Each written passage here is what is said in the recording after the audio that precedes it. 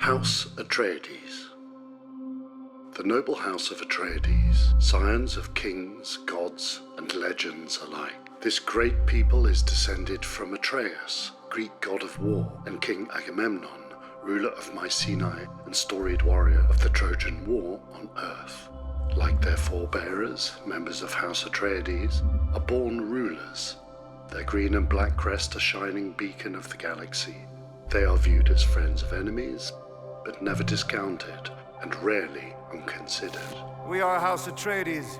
There is no call we do not answer. There is no faith that we betray. For generations, they called the planet of Caladan home, the third planet in orbit around star Delta Pavonis. Much of its surface is covered in vast oceans, allowing for aquatic ecosystems to flourish. During the Duchy of House Atreides, terrestrial agriculture thrived, as did fishing industries. It was considered a time of prosperity on Caladan. In the year 10,191 AG, in the waning days of Duke Leto Atreides' rule, House Atreides was charged with taking control of the desert planet Arrakis, forcing Duke Atreides, along with his son and heir to the title Paul Atreides, to lead a massive exodus from their ancestral home on Caladan.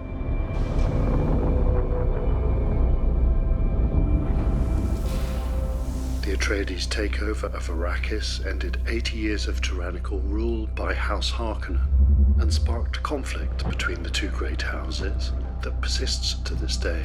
Atreides! Atreides!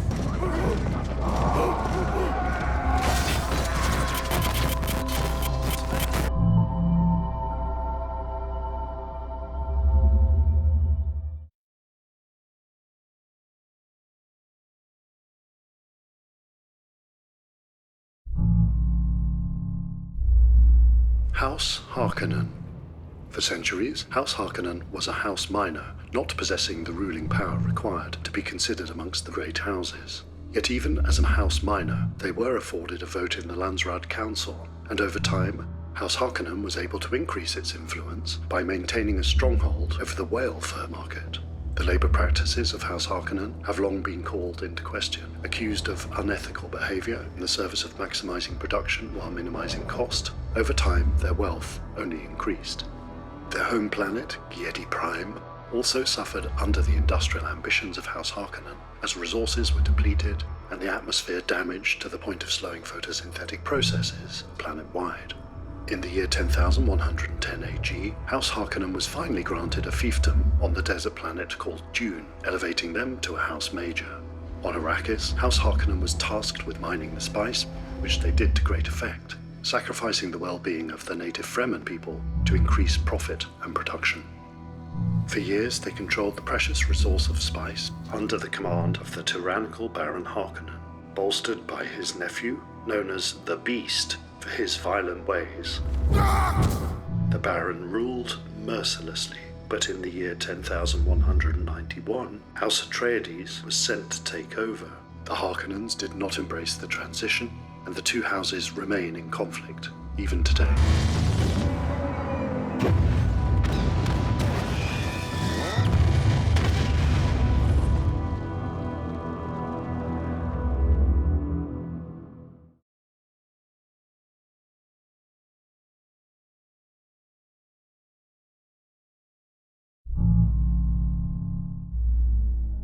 The Bene Gesserit.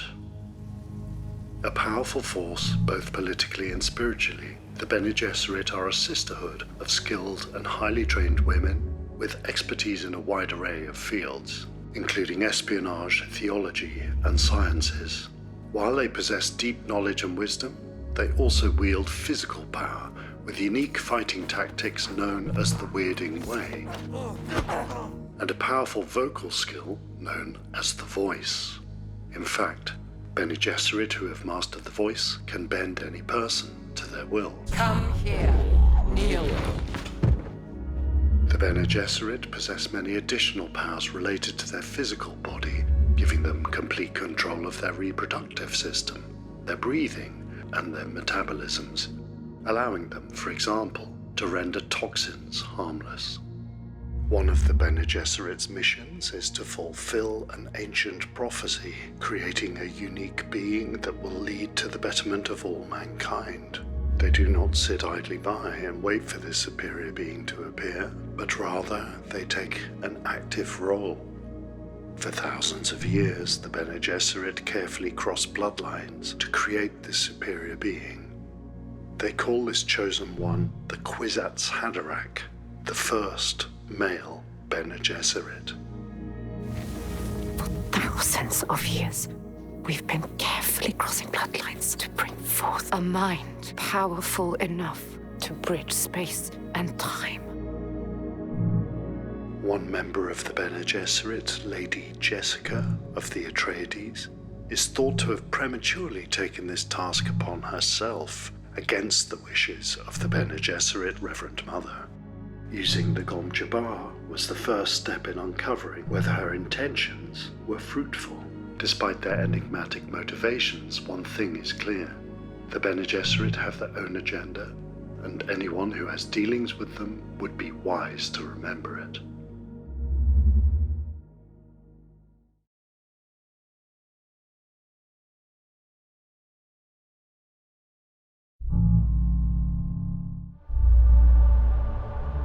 The Fremen.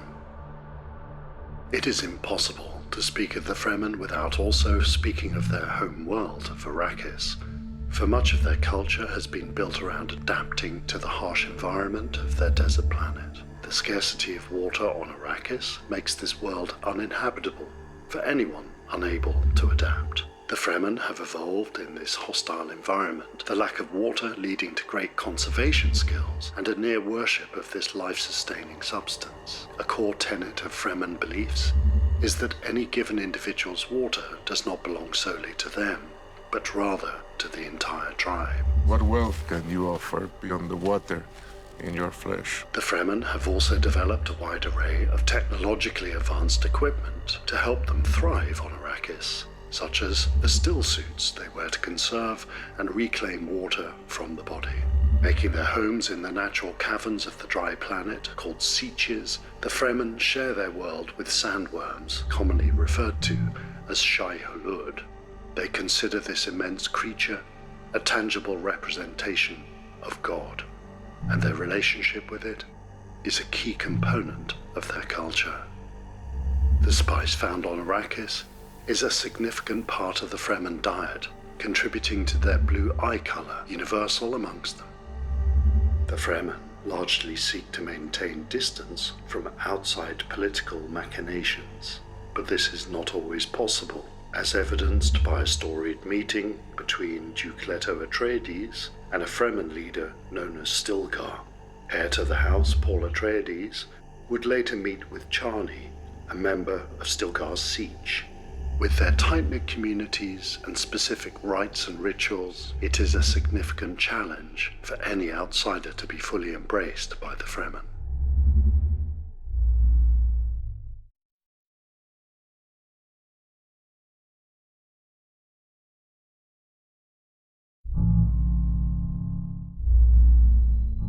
The spice Melange.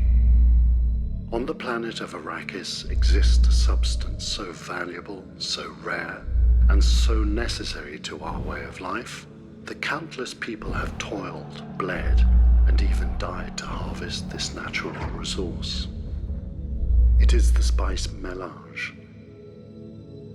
and control of its production grants immense wealth and power to whichever house claims it.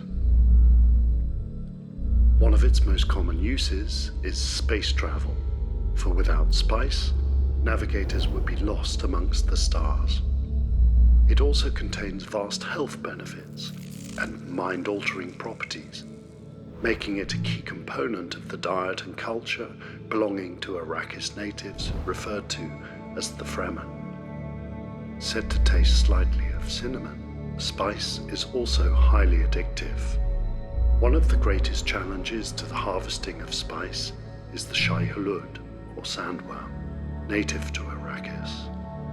Dangerous beasts, they lurk beneath the surface of the dunes and attack at the slightest tremor from above.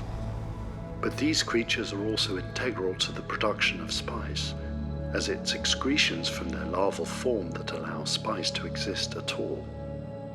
With all this wealth buried beneath the sands of Dune, it is no wonder that conflict plagues this unique land of spice, and will likely continue to do so even into the future.